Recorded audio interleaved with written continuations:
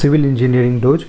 जैसा कि आप सभी जानते हैं कि मैं आप लोगों को गवर्नमेंट एग्जाम से रिलेटेड इन्फॉर्मेशन देता रहता हूं और गाइडेंस भी देता रहता हूं, जिससे कि आप लोग भी जल्दी से जल्दी सिलेक्शन ले सकें। उसी कड़ी में जो है एक नया वीडियो मैंने लाया है, जो एसएससी जेईई 2018 मेंस का जो क्वेश्चन पेपर था प्लस एक सॉल्यूशन है, उसका आरटीआई कॉपी है, जिससे आप लोग को ये आइडिया लगेगा कि आज के टाइम में अगर आपको सीपीडब्ल्यूडी चाहिए डिपार्टमेंट, तो कम से कम कितना मार्क्स जो है आप लोग को अचीव करना पड़ेगा इन मेंस, क्योंकि कट ऑफ जो प्री का है वो करीब करीब 130 के अराउंड में जो है 120 टू 130 के अराउंड में आप लोग एक्सपेक्ट कर सकते हैं, जो प्रीवियस ट्रेंड भी देखा गया है और अभी चल रहा है।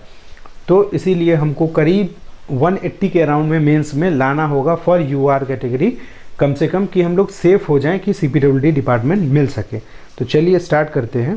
सबसे पहले जो मेंस का क्वेश्चन है, इसलिए मैं ये पहले क्वेश्चन दिखा दे रहा हूँ किस टाइप के क्वेश्चंस आए थे उस समय। तो जो क्वेश्चन पहला था वो डायरेक्ट सीए टेस्ट के से था, जो कि आपको डायग्राम बनाना है और उसका एडवांटेज लिखना है। 20 मार्क्स का क्वेश्चन है।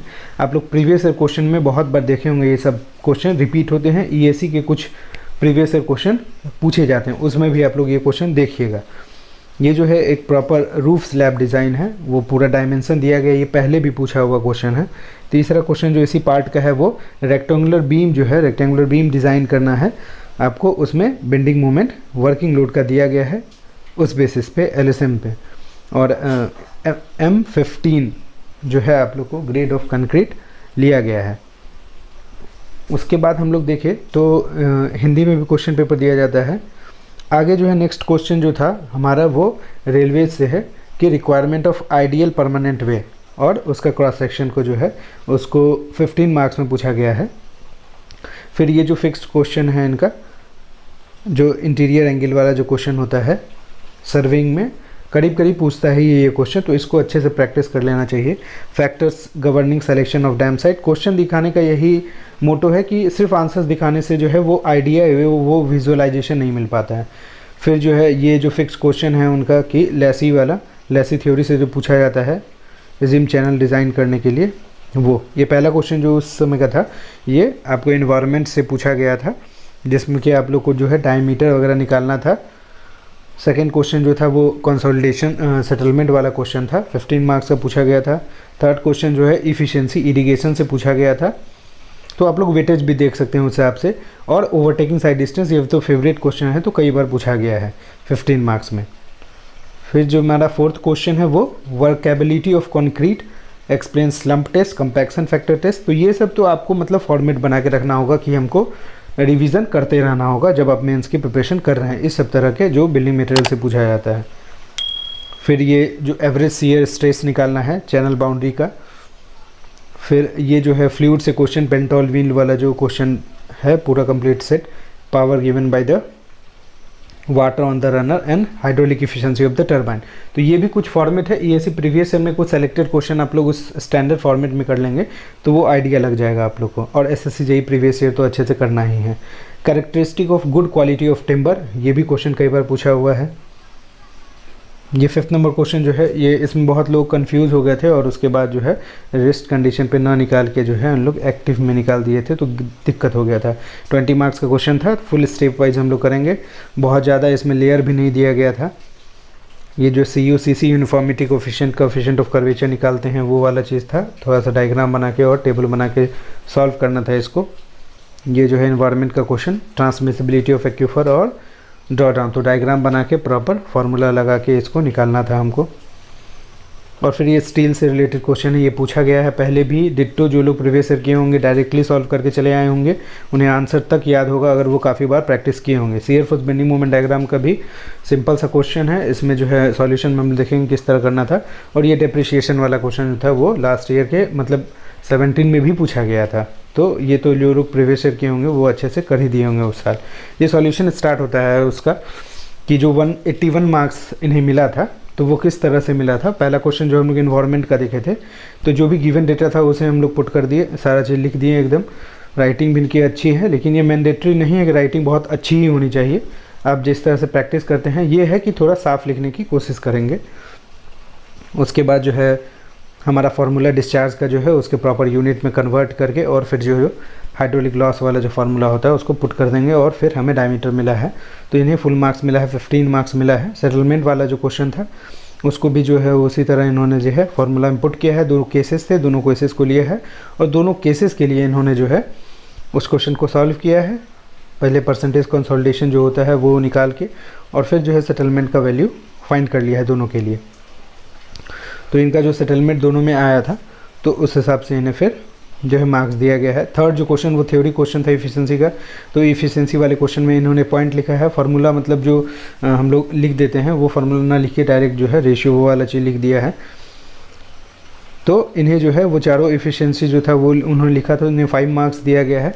तो ये कई बार होता है कि जो है इन्विजिलेटर पे डिपेंड करता है कि वो आपको थ्योरी में जो है फुल मार्क्स जो है बहुत कम चांस होता है कि देते हैं।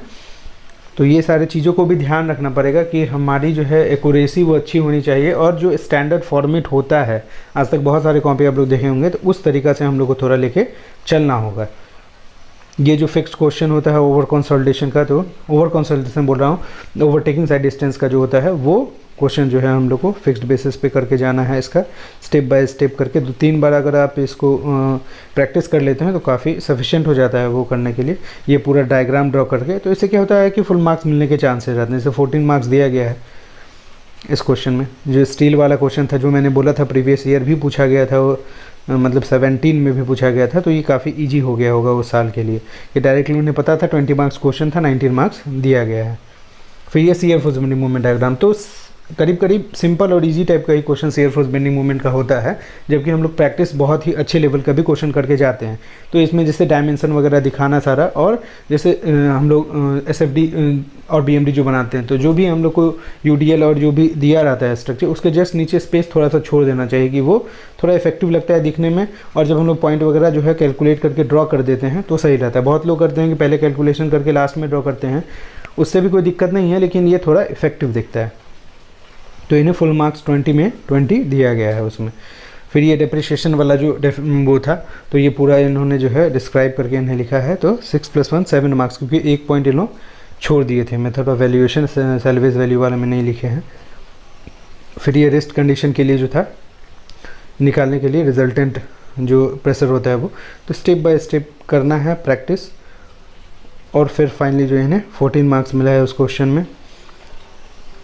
फिर ये वाला जो क्वेश्चन था इसमें ये सीप साइज़ वाला तो था, टेबल बना के जो मैंने बोला था सॉल्व करना है। तो ये सारा जो भी डेटा रिक्वायर्ड था उसके लिए वो कैलकुलेट करके, और उसके बाद ये इन्होंने जो है हैंड से जो है ग्राफ बना दिया है। और उसके बाद जो वैल्यू अप्रॉक्सीमेट मिली थी उस हिसाब से जो है कोफिशिएंट ऑफ यूनिफॉर्मिटी, जबकि इन्हें फुल मार्क्स नहीं मिला है, लेकिन चूँकि उन्होंने सारी चीज़ों को दिखाया था तो फिर उन्हें मार्क्स मिला है। ये जो है सीयर टेस्ट था उसका डायग्राम ड्रॉ करना, तो डायग्राम में भी थोड़ा सा डायमेंशन वगैरह या कुछ कुछ जो इसका डेटा होता है वो लिखने से और इफेक्टिव होता है। पॉइंट वाइज इसी तरह एरो करके आप पॉइंट वाइज करके लिख सकते हैं, डायग्राम, एडवांटेज, डिसएडवांटेज, ये सारी चीज़ों को। तो देख रहे होंगे कि थ्योरी में बहुत ज़्यादा मार्क्स नहीं दिया गया है, तो इसीलिए मैं रिकमेंड भी करता हूँ कि हमेशा आप लोग जो है न्यूमेरिकल करें, सॉलिड मार्क्स मिल जाता है। और थोड़ा अच्छा इन्विजिलेटर रहा है तो वो जो है फुल मार्क्स देने के चांसेस अच्छे रहते हैं।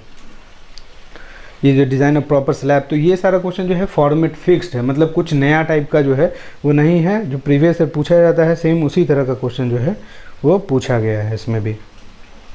नेक्स्ट हम लोग देख लेते हैं, ये पूरा फुल मार्क्स 20 मार्क्स इन्हें दिया गया है इसमें। फिर वर्किंग मूवमेंट वाला जो क्वेश्चन था कि आपको जो है नंबर ऑफ बार्स वगैरह डिज़ाइन करके एरिया वगैरह निकाल के जो प्रोवाइड करना था, तो वो उन्होंने एरिया निकाला, कैलकुलेट किया, चेक किया, उसके बाद फाइनली जो है एरिया और डायग्राम बना के दिखा दिया कि कितना नंबर ऑफ बार्स लगेगा इस वाले क्वेश्चन में। ये जो एक पूछा गया था आइडियल परमानेंट वे में, तो क्योंकि मुझे लगता है ये थ्योरेटिकल लास्ट में रखने का ही सोचे ही होंगे, क्योंकि न्यूमेरिकल पहले कर लें तो जिससे वेटेज ज़्यादा होता है। तो डायग्राम ड्रॉ किया, उनका डायमेंशन लिखा, तो वो भी काफ़ी इफेक्टिव हो जाता है जब आप डायमेंशन ड्रॉ कर देते हैं, क्योंकि यही इंपॉर्टेंट पॉइंट होता है। और फिर आइडियल परमानेंट वे में क्या क्या होना चाहिए, देखिए 15 में 13 मार्क्स दिया गया है इस क्वेश्चन में। और फिर ये जो है ये फिक्स्ड क्वेश्चन है, जो आप लोग लैसी थ्योरी से देखेंगे कि आप लोग को निकालना होता है, जो डेप्थ और जो है स्लोप वगैरह निकालना होता है। तो इसमें देखिए ये फिक्स्ड क्वेश्चन है, इसका एक फॉर्मेट चलता है, पूरा फॉर्मेट आप लोग अच्छे से ड्रॉ कीजिए, प्रैक्टिस कीजिए, तो वो हो जाता है सॉल्यूशन। और लास्ट में जो भी पेज बच गया उसको आप क्रॉस कर से छोड़ सकते हैं, नहीं तो ऐसे भी छोड़ सकते हैं। तो ये पूरा था, इन्हें 181 मार्क्स मिला था और ये यूआर कैटेगरी से थे और फाइनली इन्हें CPWD डिपार्टमेंट अलॉट हुआ था। तो मैं यही बोलना चाहूँगा कि आप लोग थोड़ा पेपर को एनालाइज कीजिए, उसके पैटर्न को सीखिए, किस तरीक़ा से मार्किंग की जाती है, उन बातों का ध्यान रखिए, जिससे कि आप लोग जो भी डिपार्टमेंट आपके मन में है उस हिसाब का डिपार्टमेंट आप लोग को अलॉट हो सके। Okay, thank you. अगर वीडियो अच्छा लगा हो तो चैनल को सब्सक्राइब कर लीजिए, वीडियो को लाइक कीजिए। कोई भी डाउट हो तो कमेंट सेक्शन में पूछ सकते हैं।